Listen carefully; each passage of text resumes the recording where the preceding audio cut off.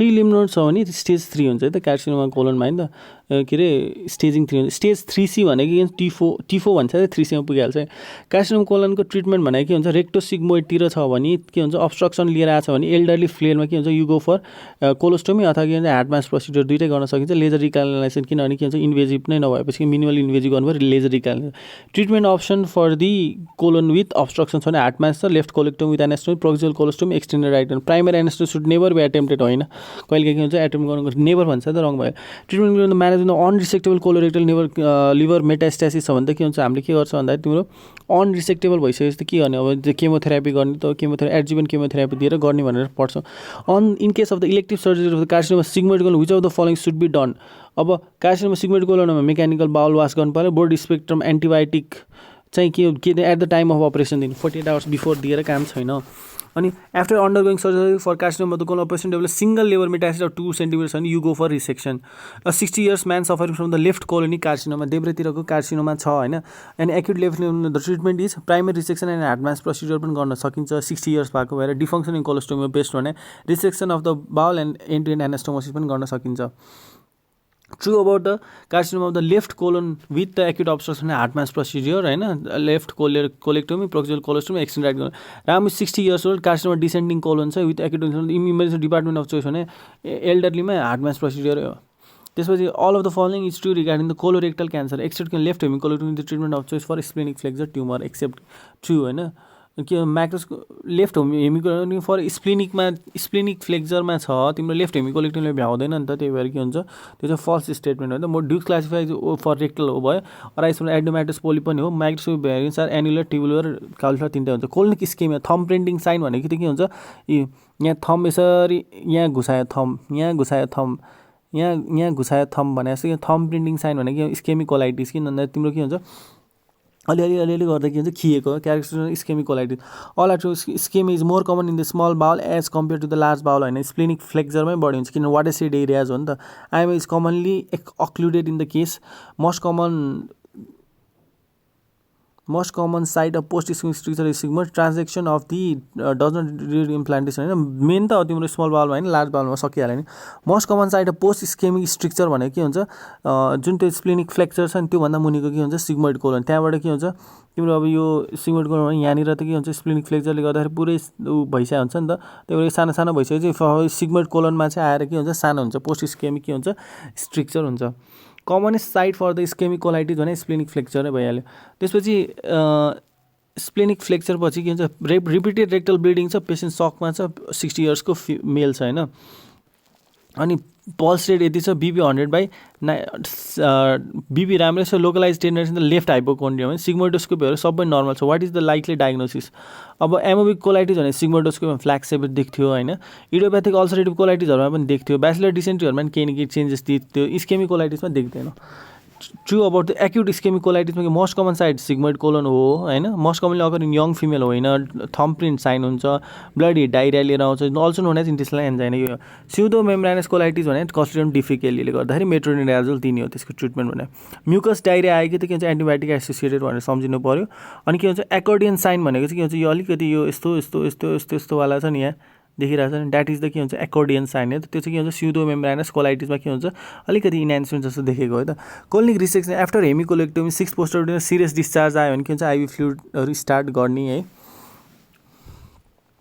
Do urgent ल्याप्रोटोमी अब यो चाहिँ हामी गरिँदैन तर अब यसमा एन्सर चाहिँ त्यही नै छ अब bleeding and oozing 4th post अपरेटिभमा म्यानेजमेन्ट आइभी फ्लुइड दिने र अर्जेन्ट सर्जरी गर्ने र त्यो अब might be chance of leakage dural blood क्याटल्स म्यानोभर भनेको सिकम र एसेन्डिङ डङ्किङ म्यानोभर भनेको के हुन्छ राइट हेमिकोलेक्टोमी राइटतिरै गर्ने हो विपल्स गर्दाखेरि गर्ने हो राइट हेमिकोलेक्टोमीलाई के हुन्छ डङ्किङ म्यानोभर युजली के हुन्छ प्याङ्क्रियाटिक डकलाई डङ्किङ गर्ने भन्छ तर राइट हेमिकोलेक्टोमीमा पनि डङ्किङ म्यानोभर गर्छ त्यो अब the enterocutaneous high output भनेको 500 ml भएर म्यालिग्नेन्सी मोस्ट कमन होइन ट्युबरक्लोसिस हो fluid and electrolytes can occur no skin damage त अभियसली भइहाल्छ। Most common cause of colonic fistula CFG Crohn's भइहाल्यो।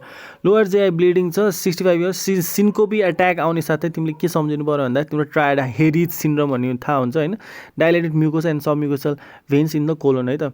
Fickle occult blood bleeding in the pan छ massive होइन 3 months अगो as a part of routine. Colon cancer negative छ भनेपछि early stage हुँदैन। Sigma डायबेटिकुलाइटिसहरू पनि हुने चान्सेसहरू हुन्छ तर के हुन्छ सिन्कोपी नै चाहिँ हुँदैन। सिन्कोपी हुनलाई चाहिँ हेडिज सिन्ड्रोम हो। हेडिज सिन्ड्रोममा के हुन्छ तिम्रो अब एओर्टिक स्टेनोसिस होस् अनि त्यसपछि तिम्रो अब abnormal angiodysplasia of the colon GIT bleeding अनि त्यसपछि तिम्रो VWF भन विलिब्रेन फ्याक्टरमा पनि के हुन्छ प्रब्लम आउने भएको भएर द्याट कजेस द सिन्कोपी आउने साथै तिम्रो के छ हेडिज सिन्ड्रोममा what due to dilated mucosa and submucosal colons in the vein. First investigation to be recurrent faecal occult blood हुने साथै तिम्रो के गर्नु कोलोनोस्कोपी प्लान गर्नु पऱ्यो।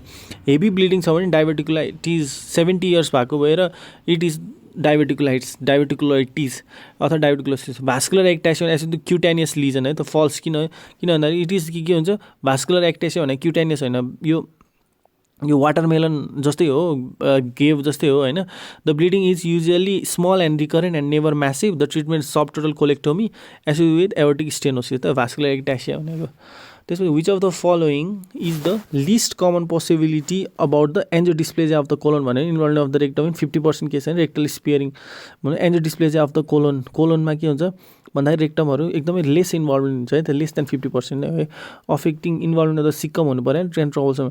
Most common cause lower GI bleed भनेको के हुन्छ हेमोरोइड्स कतिजनालाई हुन्छ। Painless lower GI bleed in a child with Meckel's diverticulum अथवा के हुन्छ rectal polyp. A patient with a lower GI bleed, ulcers in the sigmoid. Biopsy shows flaxseed भन्छ त एमोबिक भइहाल्यो। एमोबिकलाई के हुन्छ आइबी मेट्रानिडाज हो। Angiodysplasia of the colon involvement के हुन्छ 50% अफ दि केसेस। यो रिपिट क्वेसन हो हुँदैन।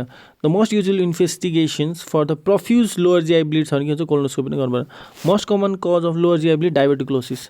यदि diverticulosis commonest cause of significant in a middle aged भनेको फर अननोन रिजन सिग्मेन्ट डायबेटिकुलाइहरू गर्नु। Most common side of angiodysplasia भनेको चाहिँ किनभने एसेन्डिङ कोलोनतिरै के हुन्छ मोस्ट प्रोबेबली के हुन्छ SMAहरू हुन्छ त्यसमै निर नै हुन्छ भनेर सम्झिनु पऱ्यो है त।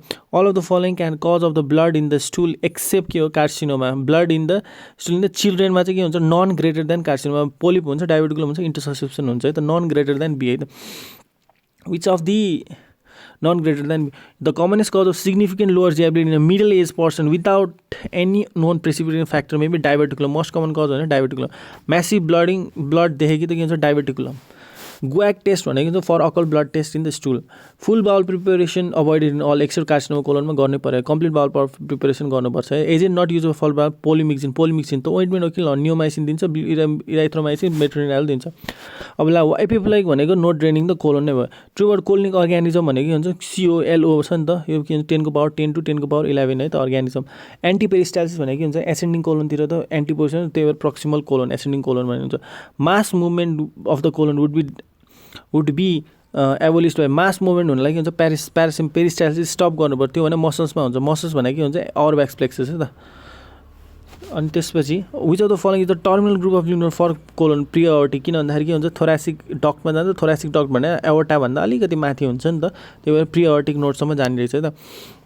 Which of the following is not degraded by the colonic flora lignin होइन त्यही भएर के हुन्छ कन्स्टिपेसनको लागि लिग्निन दिन्छ है त not degraded by. Patient suffered bullet injury to the left side of the colon होइन present in the casualty after 12 hours what will be the management.